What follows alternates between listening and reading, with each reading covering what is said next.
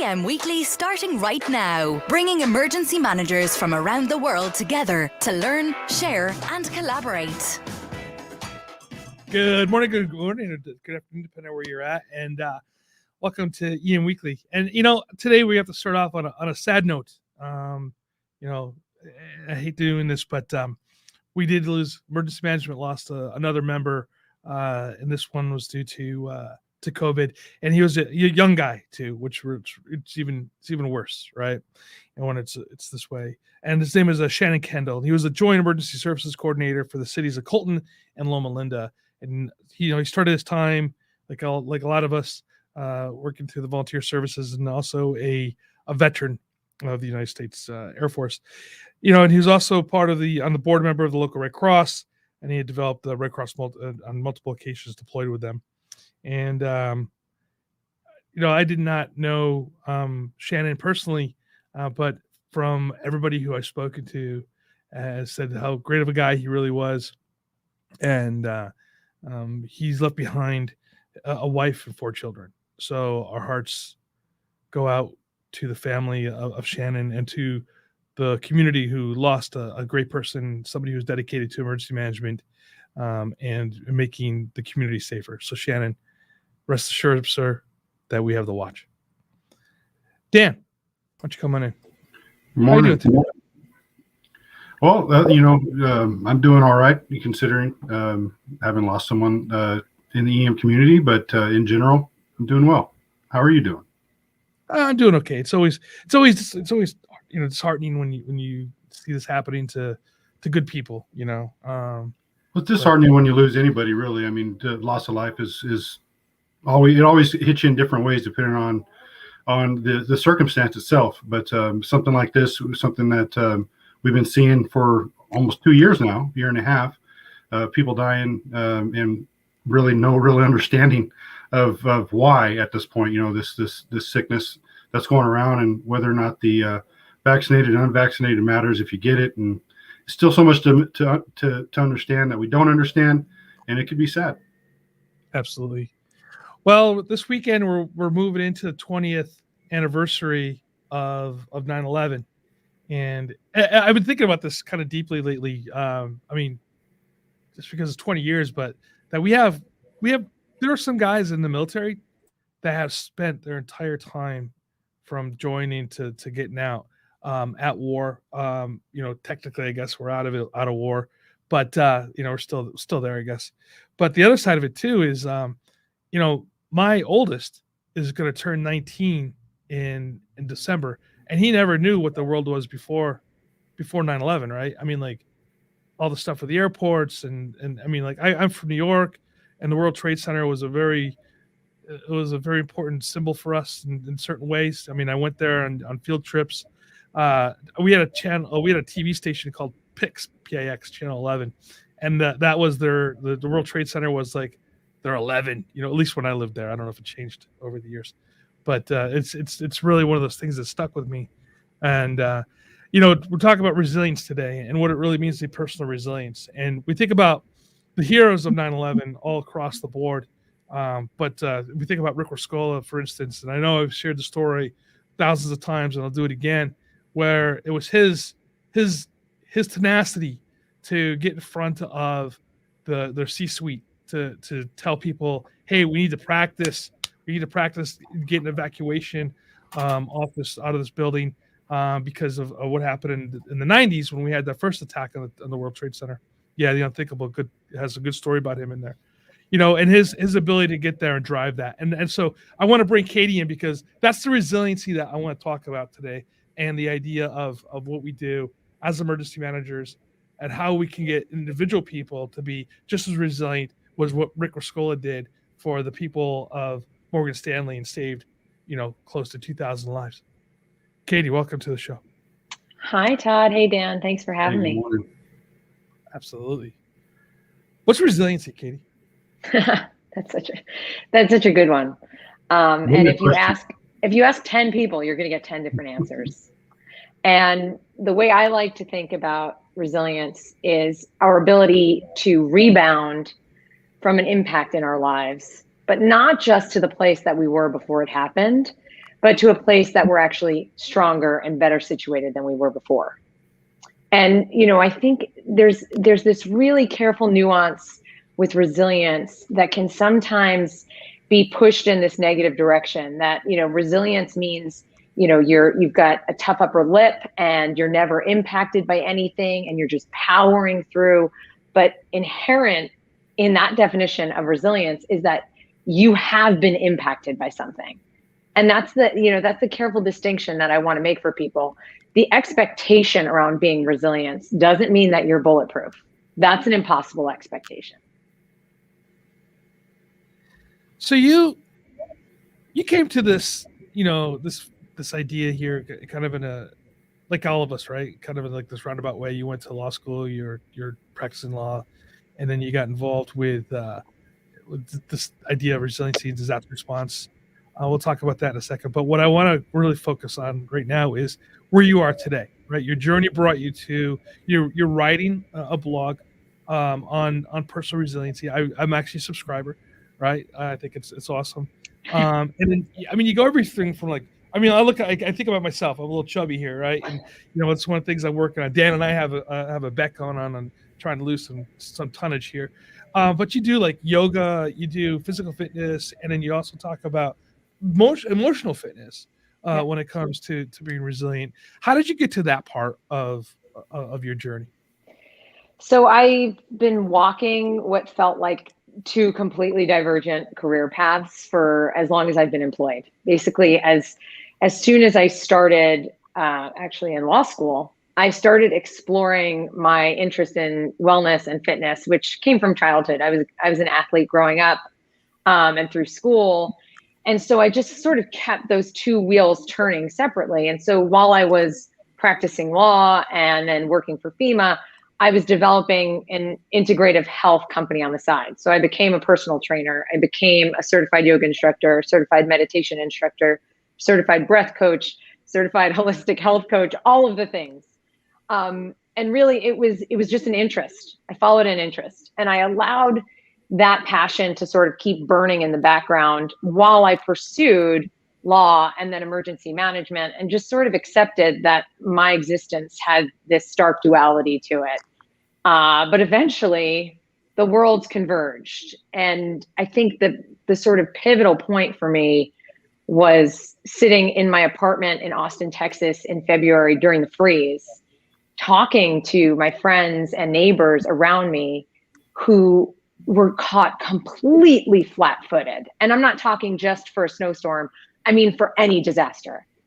And it just, this light bulb went off that it was like, what better way to take care of yourself than to be preparing for bad things that happen? And it started to sort of unfurl as this way of talking about preparedness that integrated everything that I had learned from my wellness and mindfulness background. And so that's where we are today. Why do you think people resist being prepared? I think it's twofold. I think number one, we're actually wired that way. Our brains, we have something called the optimism bias, where we know bad things are going to happen, but we don't think they're going to happen to us. So right. There's a neurological hurdle we have to get over. But the other part of it is that the messaging until today and forever, it's been very difficult to pull it out of a fear-based place. And if you think about where personal preparedness messaging is usually coming from, it's also generally coming from government entities, emergency response organizations, and groups that just, they're coming from a place of authority and they're very prescriptive.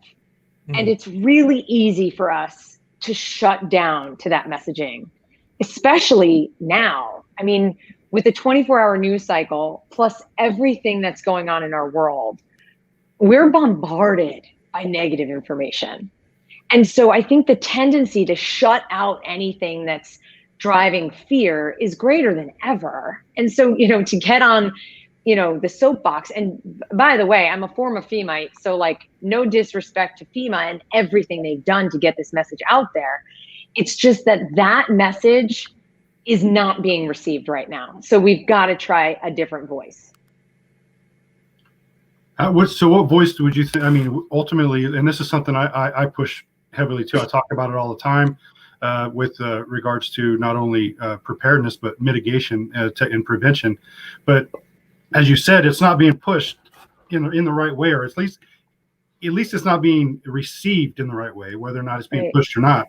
But you have an organization such as FEMA, and then you have the individuals such as ourselves, like myself, Todd, you, that try and push information, push training, that do the job every day. So how is it that, what's the message that needs to be across? As you mentioned, where it's 24-hour news cycle, right? Well, most of the time we're so concentrated in watching the bad stuff happen that we don't take the time to prepare our mind for, what if it happens to me? That's exactly so what right. In your mind, or in your view, how do we push that message in a different way? So what I've been working towards, and sort of what my blog is about, and what the challenge that I'm running on social media about, is really reframing that narrative. So changing it from one of concern to one of capability. And the conversation that you guys started with is so appropriate, especially, because we're coming up on the anniversary, but because of that idea that individuals can be empowered to become resilient themselves, that's the thing that gets lost in the shuffle. And I like to tee up the conversation with people with the fact that we exist today is proof that we're descendants of survivors. Our ancestors figured out how to survive all of the challenges that threaten their survival every day. We can do that. We have it within us. But the way we're trying to train it is in this very narrow silo. And so people feel like this is something that might not happen. Why am I going to invest all of this time and energy and thought into something that I might not need? And so I think the key to reframing that narrative is building it into our everyday lives and helping people understand that the preparedness you're generating is not about surviving a landslide or a hurricane. It's about being prepared for any adversity you have to face. And that's why shifting to a capability-centric approach is more applicable, and is something that maybe we can start to get a little bit more engagement if people see that there's a more pervasive application than just if a hurricane hits, you might need it. Hey, Dan, there's a couple of comments that came in I'd like you to take a look at. Yeah, so I was looking at those, and Jesse Levine, he's got some great comments. He's got a good question on what is it that we can do to help the powers that be to try another voice. What can we do as the practitioner to help them kind of switch the way that they're advertising the doomsday versus the everyday? Well, and Jesse is one of my favorite people in the space because I think he's doing incredibly innovative things. And he's a perfect example of my answer to that question. And I think it's partnering with people outside of these organizations that are doing things differently, either because they have different skill sets, they have different backgrounds, or they have access to innovation that the federal government doesn't, And so bringing these services and these people into the fold to make it part of the holistic messaging around preparedness, I think that could be a really good starting point.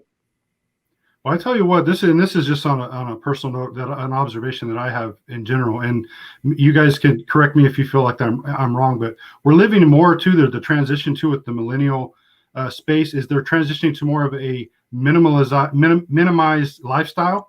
Mm-hmm. So you got the tiny houses and only buy what you need, and so we're fighting that too as preparing. You should have more than just what you need in the moment, because tomorrow you may not be able to go out and get what you need in the moment.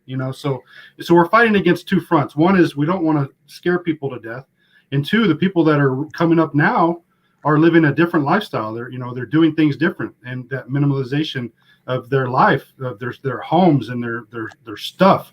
And we're telling them have more of it, get a little bit more, be prepared.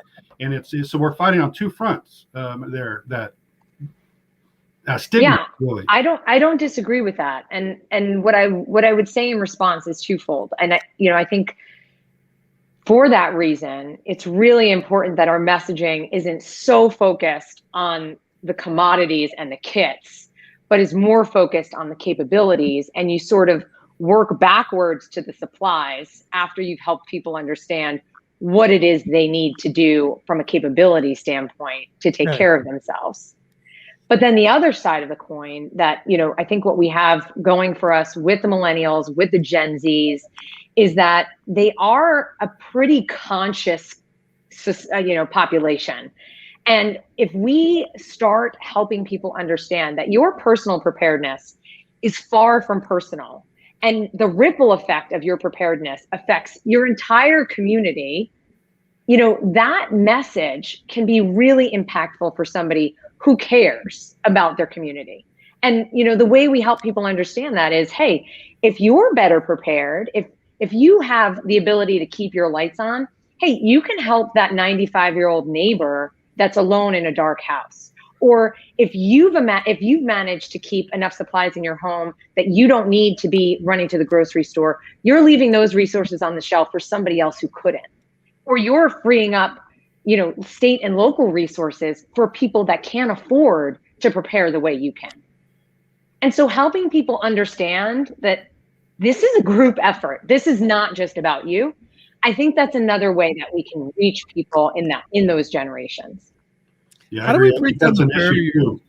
Oh, sorry, Jen. No, go ahead. I mean, I just was going to say that, we see that every time a big thing happens, people over purchasing things they need and trying to sell it on the back end and could capitalize on that stuff. And we really need to overcome that mentality. Go ahead, Todd. And then I have some comments I'd like to address. Hey, how do you think Katie, how do we think we break down the barriers of people not knowing their neighbors? I mean, I think it's a problem here. We're looking at more density housing going in, and people don't even know who their next door neighbor is in the apartment complex they live in. You have some communities that don't even know. I mean, maybe you know 3 people down, people next door to you, but you don't know the person 4 or 5 houses down from you. Not like back in the 70s and the 80s, like everybody knew everybody in the neighborhood. How do we break those barriers? Yeah, I mean, that's a great question. And I think if I had a good answer for that question, I would be out there doing it right now. It's something that I'm trying to do with this work, but I think that it's a stepwise approach. But I think there are some really interesting ways that we can start bringing people together by establishing individual responsibilities within communities around disaster response and helping people understand how their small role can impact everybody else. Hey, Dan, let's take a quick break. When we come back from the break, we'll answer those questions and those comments that are in the sections. Hey, everyone. I'm super excited to announce that we are growing EM Weekly brand by expanding and developing with the Doberman Emergency Management, which is a great firm. We created the Readiness Lab, and it's powered by Doberman. And the Readiness Lab is a one-stop shop for your emergency management and first responder podcast content, new and upcoming events from around the world. And this is a great collaboration project that we're involved with. And I'm asking you to check out the Readiness Lab and to make it a favorite and share it with your colleagues and friends. And together we are stronger, and we can increase the goal to reach, teach, and inspire emergency managers from across the world. So remember, it's readinesslab.com. Hey, everybody. I don't know if you guys that did not be able to get to the National Homeland Security Conference, but I just wanted to talk about Disaster Tech really quick. And they're the leading decision science platform for risk and resilience. And you should go check out their website, disastertech.com, and learn about their DICE solution that can help your team plan and exercise across government and industry, and to leverage data and risk intelligence and accelerate evidence-based decision-making and ultimately save more lives, money, and time. You can follow them on Twitter at DisasterTechINC for more updates for what they're doing. It's just data decision making is where it's at. DisasterTechINC. All right, everybody. Well, welcome back from that quick break. Thank you for listening to the sponsors, and without them, we couldn't really bring you what we got and go check them out. So, Dan, come back in, and Katie, come back in too. So, some questions and answers that are going to happen from the. We got some good comments, I should say. And so Eileen points out that when she teaches people talk about getting a preparedness bag for each individual, but also making sure that they maintain that bag depending on which season they're in. So to be prepared for whether it's summer, winter, fall, and what the situation may change. So being able to, and that's where we get complacent sometimes. And make sure that you keep going back in there and changing that out, which is a great comment. And also the just-in-time delivery that we've gotten used to as a country. Really, we order something on Amazon or we order something from our grocery store and it's there the same day or the next day, and we can't expect that in disaster situations. And sometimes those pipelines can be bogged down, as we've seen in real time in recent months. But Aaron points out that the capabilities approach is the greatest language here. On the business side, businesses need to understand opportunity that exists by being capable to respond to and approach recovery with optimism and leading the way, which I 100% agree, Aaron. Thanks for that comment. But I'd like to point out, too, I would like to go down to Jesse's comment. He agrees and disagrees with me, which is what's always great to have people agree and disagree at the same time. So let's have an argument here. So he says, we use the term more, the less you need. However, baseline resources and supplies is minimalist in a way because it decreases dependence, which the whole life with less. Live simple movement is about. Okay, I'm sorry, I kind of misspoke there. It's what the whole live less is about. It's what that movement is about. So while they seem contradictory, I think the idea to have supplies that enable you to be more self-sufficient and of service to the community is in line with the movement. I haven't seen that. Not to say that it doesn't exist, but that's not what I've seen. But if that is what exists in that movement, that's great to hear. Dan, I mean, kind of building upon what Jesse just said. As I'm wearing my civil defense shirt here today, back in the 40s and the 50s, with the civil defense movement, there was a lot of self-sufficiency aspect to it, right? With, hey, have your victory gardens, right? You have your backyard gardens, grow your own vegetables and fruits and stuff like this if you can, depending on where you live, what part of the country you live in. And even so much like that kind of, builds upon the idea of the community gardens. And we kind of moved away from that a bit. And gardening was something that people did not just as a hobby, but as a way to augment fresh fruit and vegetables into their life. And the reason why I'm bringing that up is you're starting to see that movement back again with the simplification of your life is actually doing gardening, stuff like that. I think that's actually a really great preparedness model, of having that done, canning your own fruits and vegetables, things like this that used to be what everybody did. I remember when I was a kid, my mom, they would go apple picking and fruit picking and stuff, and they would all get together and can that stuff, and we'd have that throughout the years, make their own jellies and things like this. And I think it's a lost art. What do you think, Katie? Is that part of really preparing community and yourself, is kind of going back to those lost arts? Absolutely. I think when I think about that inherent resilience that we have, it's sort of that the conveniences of our modern life have allowed us to relax that resilience muscle quite a bit, because everything is so easy and everything, can be bought at a store or looked up on a device. The same goes for being able to navigate with a map. How many people have paper maps in their cars today? But I'm sorry, if we lose cell service, if we don't have any power to power these devices, how are you expecting to navigate anywhere, especially when you need to get out in a hurry? And, I think it's just helping people reconnect to those really pretty simple capacities that we've let fall away just because we haven't needed to use them. And so I think the example of, gardening vegetables and canning and all of that is an amazing example of an art that was a huge part of life not that long ago that we've just let fall away. I think we need to talk about it more. I don't think we talk about it enough. Even if people who are, and I've started to notice this more, is that you find out things that you didn't know about people that you've known for a long time. Like, I didn't know you gardened. I didn't know you prepared. I didn't know you thought that way. I didn't know you did this thing that you did that nobody knew about, right? So these things, I feel it's important for us too to let people know that you're doing it, and two, why it's important, why they should do it, why they should look into it. And that's what we do as emergency managers, right? We let them know why it's important, why they should do it, and how we can help them help themselves. And we need to talk about it more. And that comes into what I've kind of steered myself into really heavily, is marketing what it is that we do, and teaching others how we do it.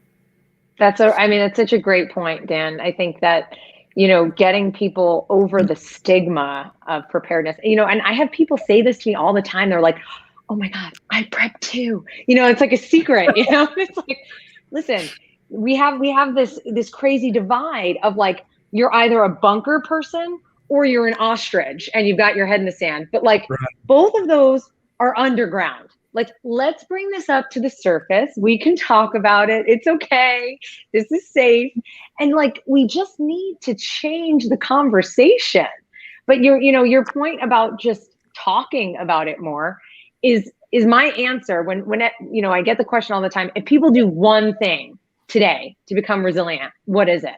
And I'm like, well, that's the antithesis of everything that I'm saying. But if there's one thing that you're doing, it's start talking about it. Mm-hmm. What's interesting is I think National Geographic did a disservice with their program Doomsday Prepper, and I remember we had the producer of the show, one of the producers, reach out when I was teaching some courses, and she was like, "Oh, I want to come and talk to you," and I said, "Yeah," because I said, "Why don't you come to a CERT program and like really videotape people that want to do community stuff instead of looking for the people that are hoarding ammo and guns and stuff, and really show what preparedness really is, not make it." And she's like, "No, we're not really interested in that."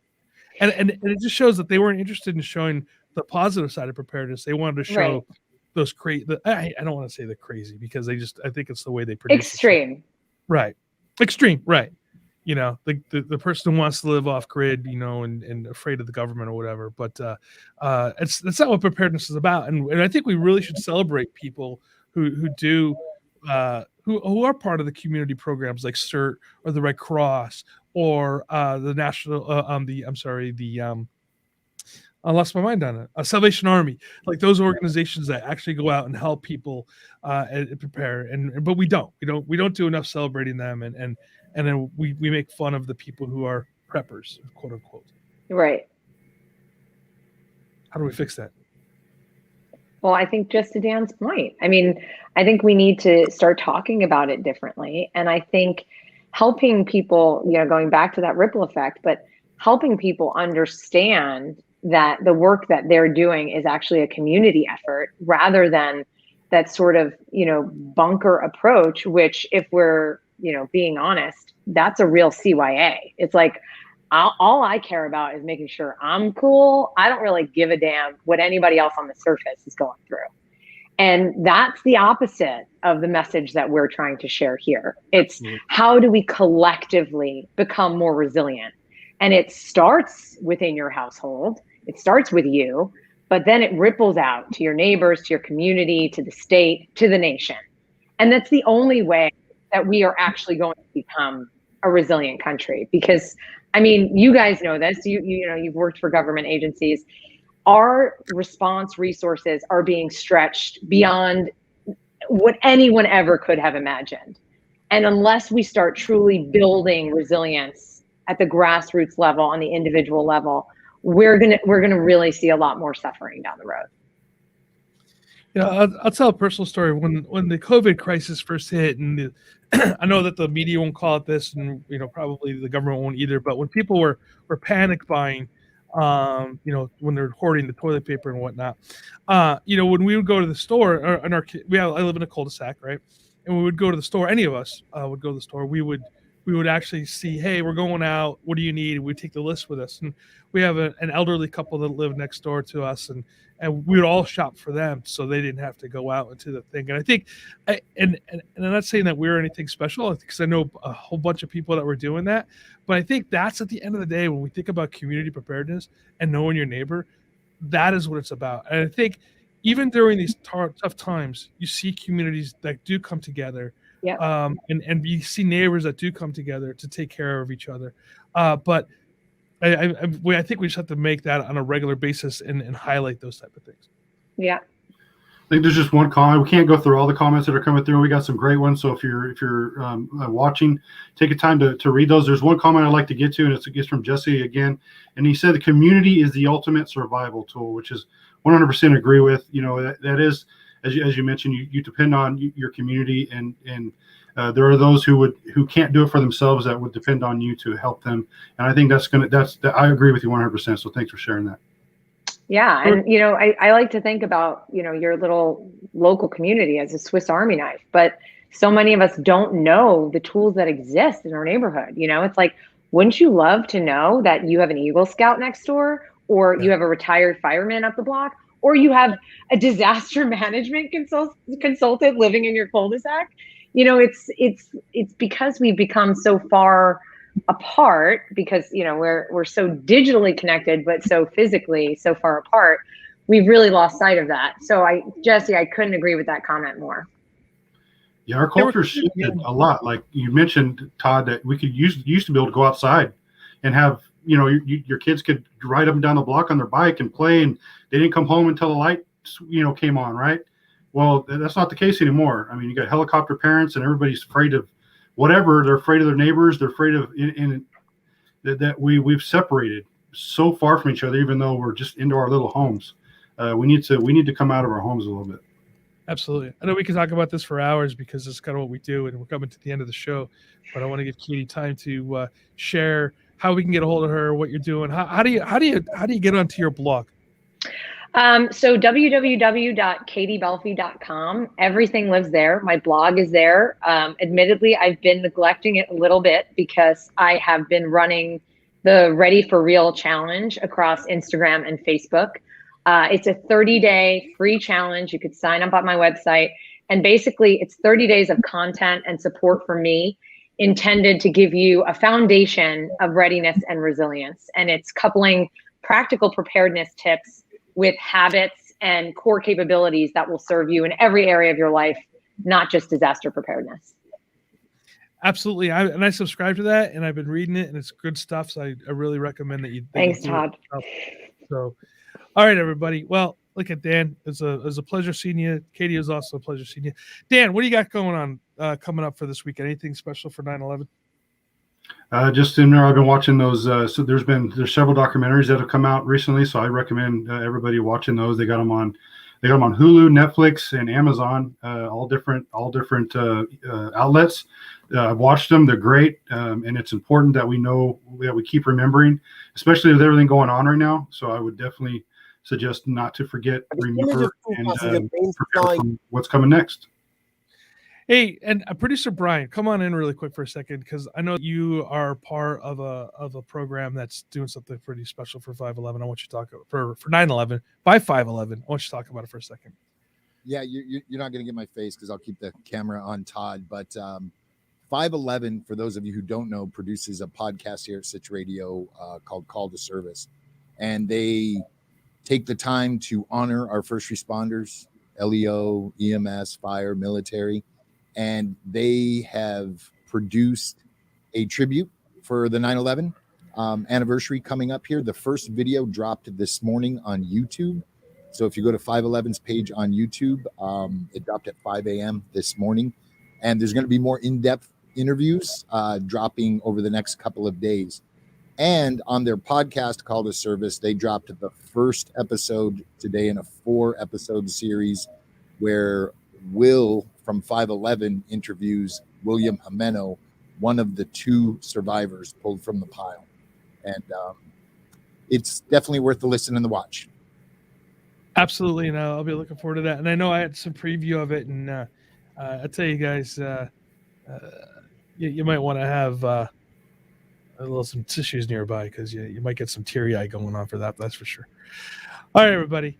Hey, I do appreciate you spending time with us this morning, and spending your time here listening to Ian Weekly. Please share it with your colleagues. And hey, if you go over to LinkedIn, right, follow us on LinkedIn. If you can find the Ian Weekly link over there, love to see you guys over there. We're putting a lot of good information out over there, and join in with the polls, some of the conversations that we're having about emergency management. And so, well, until next time, stay safe, stay hydrated.